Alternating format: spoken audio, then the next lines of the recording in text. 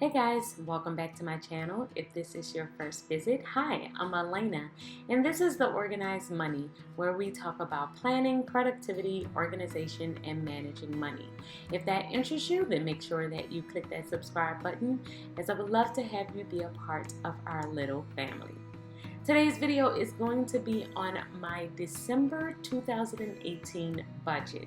I'm really excited about this one because this is my last time using this particular planner. I have Franken-planned this planner, and I was using the Squad Goals planner as my budget planner. And I'm going into the new actual budget planner next year, so I am definitely going to have way more structure. So now I'm just flipping to the November month, and then I'm going to pull my budget planner so that I can switch out the month of November and add in December.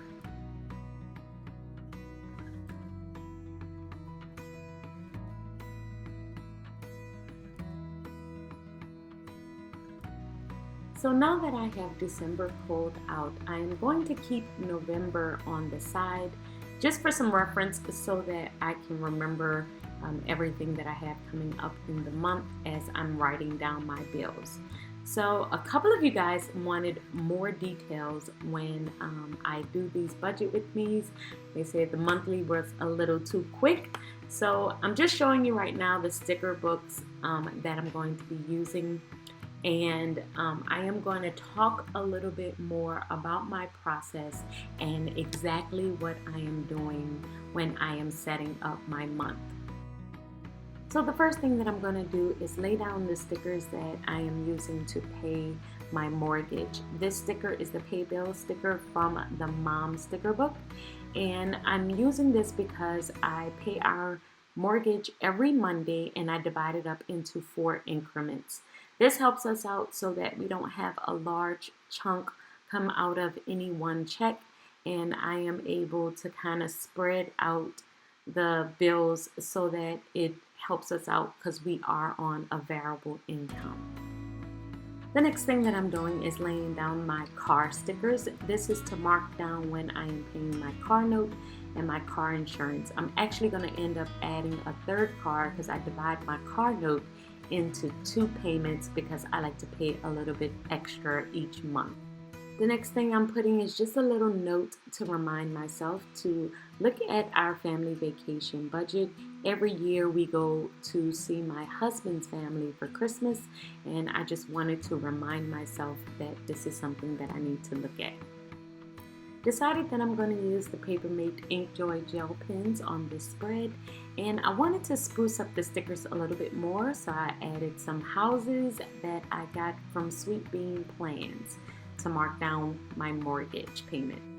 So now I'm going to go in and write down some of my bills. I am going to do all of my business expenses in purple and all of my home expenses in blue. I do like to have them all on one spread just because I like to see everything all at once, but I want to differentiate between the two so that I know which one is coming out of which account.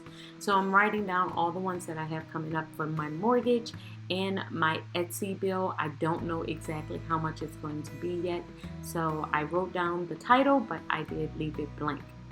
The next thing I'm going to write in is my car expenses, and this is when I realize I'm going to need another car because I actually break this down into 2 payments. So the car insurance is an automatic withdrawal from our account, but the car note I break down into 2 payments because we are trying to pay the car off because we are going to purchase another car for my husband soon, and I only like to have 1 car note at one time, even though we always own 2 cars. So the next thing I'm going to put down are some colorful dots, and I'm going to put them on the Tuesday so that I can mark down my credit card payments that I'm going to be making each week. I am currently paying off a credit card, and so I put $200 on that credit card every single week so that I can decrease it by $800 every single month. The goal is to be finished with this credit card by June of 2019. It's a lofty goal because it's like over $10,000, but I am still pushing for it. I think it can definitely happen. The next bill that I put down is an IRS payment. Because we are on variable income, we do have to pay the IRS every single month to make sure that we are staying on top of our taxes. And I also put money into my business account every single Tuesday because I made a pledge that I would continue to put money into that account for 2 years before I just kind of let it do its own thing.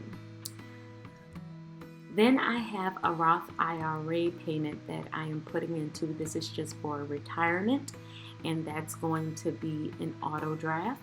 I have my utility bills, which is our energy payment, and we have 3 student loans currently, 1 for my husband and 2 for myself. 1 is for my MBA and 1 is for undergrad. So I am marking all of those down. I didn't have the amounts in front of me, so I didn't put them down, the exact amounts, but I know that they're coming out on that particular day. Then I have some other subscriptions that I am adding in, along with our water bill. We have college funds for both of our kids.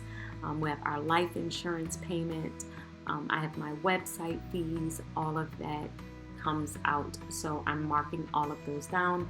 And then in my notes section, I am adding a reminder that our Christmas budget is going to be $2,000 for this year. It's only that high because our plane tickets alone for 4 people to go to Maryland is $1,200. So it's $1,200 in airfare, and then the rest is for food and travel expenses, and presents are included in that $2,000. So now I'm going to actually just mark off my half sheet, because on my half sheet I like to write up all of the bills and then add them all up so I know how much I am spending for the entire month. And as you can notice, all of these are basically our fixed expenses. So this is basically everything that I know that is definitely coming out of the account for the month. But I don't have on here variable expenses like our food or like hair expenses, grooming, personal care, any of that stuff, because I usually look at that separately after I pay all of our fixed expenses, and I kind of have a roundabout idea of how much I'm going to need for the month. And usually I'll do that on a week-by-week basis. When I'm planning out my weeks, I am in more detail in looking at the variable expenses like food.